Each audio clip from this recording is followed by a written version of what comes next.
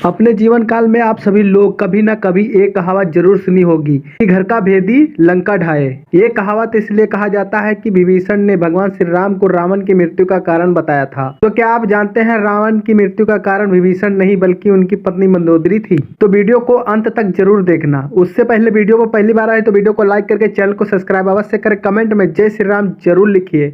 तो चलिए वीडियो को शुरू करता हूँ। रामायण में रावण वध की कहानी तो सभी को याद है।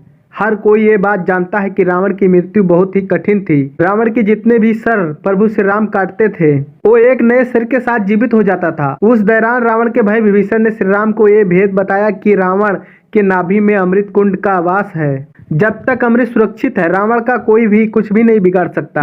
यदि रावण की नाभि पर हमला किया जाए तो ही उसकी मृत्यु होगी। ये रहस्य जानने के बाद प्रभु श्री राम ने रावण की नाभि पर तीर चलाया और रावण की मृत्यु हो गई।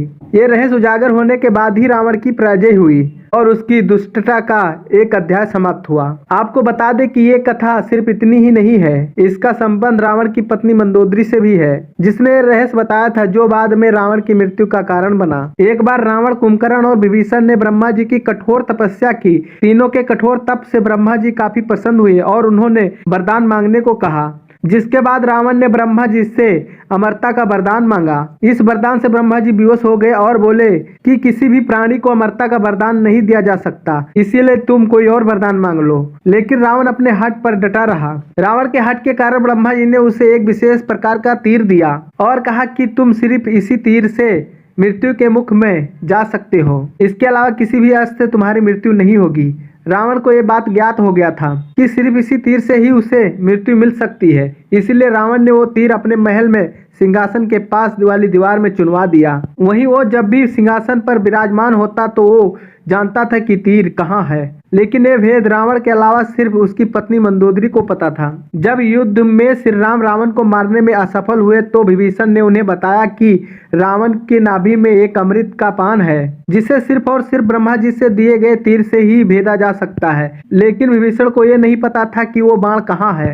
वही ये रहस्य जानने की जिम्मेदारी हनुमान जी को सौंपी गई। हनुमान जी ने ज्योतिष का रूप धर के लंका में गए और लोगों की भविष्य बताने लगे। उनकी चर्चा सुनकर मंदोदरी भी अपनी भविष्य जानने गई।